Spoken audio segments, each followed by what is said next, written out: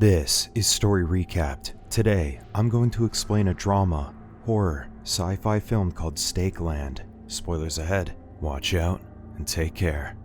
Martin was once a typical teenager who lived with his family, but everything changed after a vampiric outbreak. As the family was preparing to leave home to find a safer place, their dog ran out of the garage. While Martin looked for the dog, a vampire snuck into the house and attacked his mother. Martin tried running back to the house, but a man tackled him and told him that there was nothing that he could do. When they entered the garage, Martin found out that his mother was already dead, and his father was severely injured. The zombie-like vampire soon emerged to go after them, so the man drove a stake through its neck. After the vampire pulled out the stake, the man rammed a shovel into its mouth. The man tried pushing the creature into the trunk of the car, but it got out due to its extraordinary strength. Martin shot the vampire, and the man quickly held the creature down before stabbing it in the chest with a stake. Martin then picked up a hammer on the man's instructions and hit the stake several times to drive it further into the vampire's chest. After the vampire died, Martin's father begged the man to save his son. The man then pulled out a machete and hacked off the head of Martin's father to prevent him from turning into a vampire. With his parents gone, Martin had no choice but to go with the man, whom he only refers to as Mr.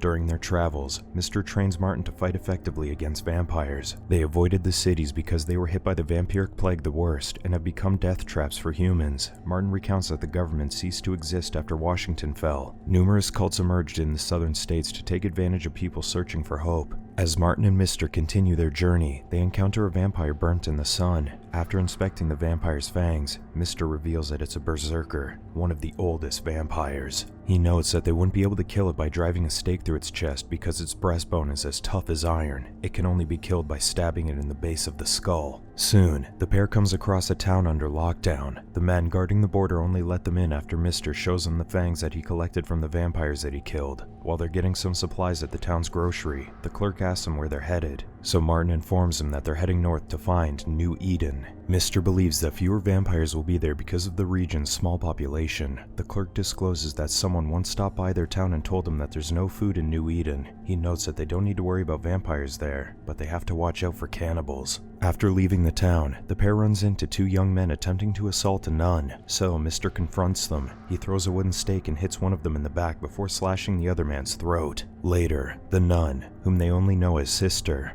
explains that she didn't think her assailants would harm her because they identified themselves as Christians. The trio take refuge in an abandoned motel and lay down traps for the vampires. That night, Mr. hears a vampire approaching the building, so he and Martin lure it in one of their traps. When the vampire gets caught in the bear trap, Sister wakes up from the creature's growling. She recognizes the vampire as one of the nuns at their covenant, but Mr. clarifies that she's no longer the same person. Martin and Mr. soon go out and take turns to stab the vampire. Mr. grabs the creature from behind, but the vampire breaks free from his grip. Martin then stabs the vampire in the chest, but the creature continues to move. Mr. hits the vampire's head with a rock and points out that Martin missed its heart. As the vampire crawls towards the motel, Mr. grabs the creature and finally kills it. In the morning, Mr. digs a grave and gives the dead vampire proper burial out of respect for Sister. Mr. then informs Sister that they'll drop her off in the next town. However, she ends up traveling with them to the north. The three soon come across a town that seemingly perished from drinking poison during a religious gathering. As they inspect the tent where most of the people are lying lifeless on the ground, they hear an infant crying. They look at the crib nearby, only to find that the voice comes from a recording. They soon learn that the people were only pretending to be dead when they all get up and aim their firearms at them.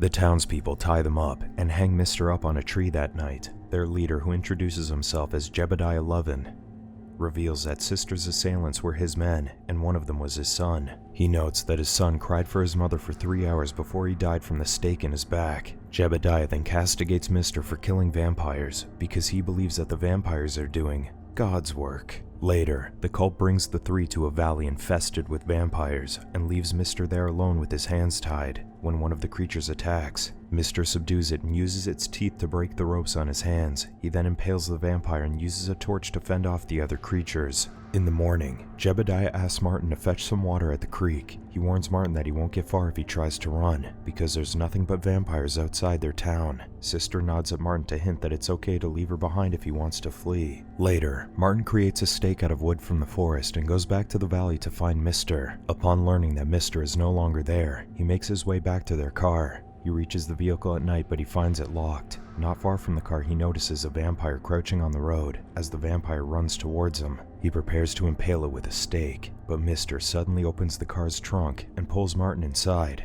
Afterward, Mr. crawls into the driver's seat while Martin makes noise to distract the vampire. Mr. runs over the vampire, but it hangs on to the door, so he drives close to the woods until it slams into a tree. The next day, Jebediah's cult, the Brotherhood, broadcasts a message calling on its followers to find Mr. and Martin and bring them back to their town. When it gets dark, the two spend the night in a roadhouse bar and make plans to avoid the Brotherhood. While Mr. talks to the bartender to gather information about the next town, the bar singer catches Martin's attention. In the morning, Martin sees the singer hitching a ride, so he convinces Mr. to let her come with them. Martin soon learns that her name is Belle, and she's pregnant. She abruptly quit her job at the roadhouse because she wants to reach New Eden before she gives birth. After traveling for a while, the three stop at an unoccupied house to rest. While Martin searches the house for something useful, he finds a young girl hiding in the attic. He soon realizes that the girl is a vampire when she smiles at him and reveals her fangs. Martin immediately runs out of the attic to tell Mr. When the girl comes down, she doesn't attack them right away, but Mr. subdues her and asks Martin to stab her. Martin is hesitant because the vampire is a child, but he eventually kills the creature. As the three continue heading north, they learn that the Brotherhood has set up checkpoints to find Mr. The trio witnesses the cult members killing a man for trying to get past the checkpoint. While hunting vampires one night, the three find Willie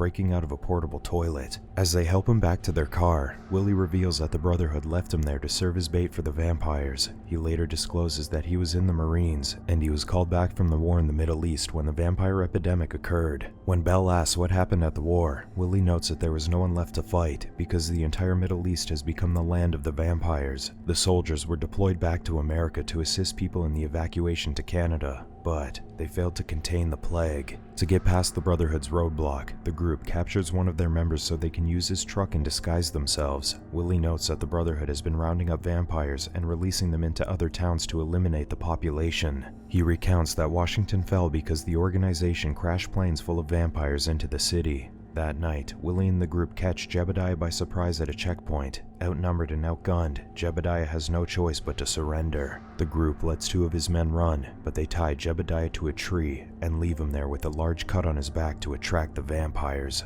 As they continue their journey, the group no longer encounters vampires as they go higher in the mountains. Mr. notes that the vampires are cold-blooded, so they avoid low temperatures. Martin surmises that they'll see vampires again when they return to the lowlands. Soon, the group reaches a town under the protection of a volunteer militia group. They have to surrender their weapons at the border, but Officer Harley assures them that they'll get them back when they leave the town. Martin notes that the town, which was renamed Strivington by its residents, has given him hope of reaching New Eden someday. During the town's festivities that night, Martin recognizes Sister in the crowd while he's dancing with Belle. Realizing that Sister has safely escaped from the Brotherhood, he quickly runs over to her and embraces her warmly. However, the revelry soon turns into panic when helicopters arrive to drop vampires into the town. The people scramble to get to safety as members of the militia attempt to kill the vampires. Martin and his friends immediately run to a building to hide there until daylight. In the morning, the group finds out that the attack has left 10 people dead. Harley asks Mr. and his friends to stay for a while and help them, but Mr. tells them that they have to go on their way.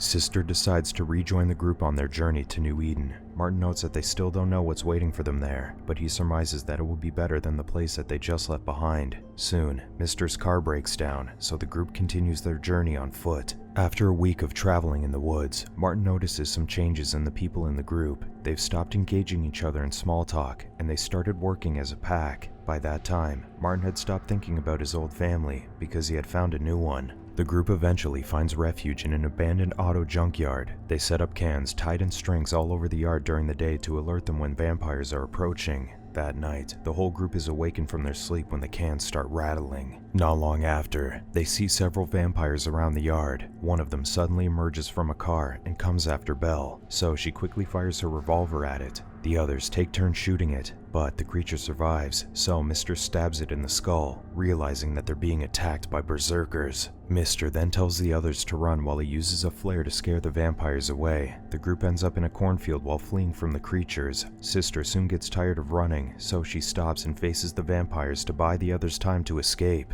She manages to shoot one of the vampires and run, but she eventually decides to shoot herself in the head before the other creatures catch up to her. Martin tries to wait for Sister in the morning, but Belle tells him that she doesn't think that she will come. The group's surviving members take shelter in a dilapidated bus on the road. One night, Willie gets out of the bus to piss, but he doesn't return. When they look for him in the morning, they find part of his blanket in the woods. As they continue searching for him, Willie's corpse drops from a tree. Mister realizes that Willie's body has been wrapped and tied up to the tree. He tells Belle and Martin that the vampire that took Willie might be different from the zombie-like creatures they previously killed, because it was able to get around the traps around the bus. As the trio returns to the lowlands, Belle starts feeling cramps, so Mister has to carry her in his arms to keep going. At night, Martin and Mister keep watch while Belle goes to sleep. When they see a vampire moving around in the woods, they both try chasing after it. After failing to keep track of the creature, they both return to their camp, only to find that Belle is gone.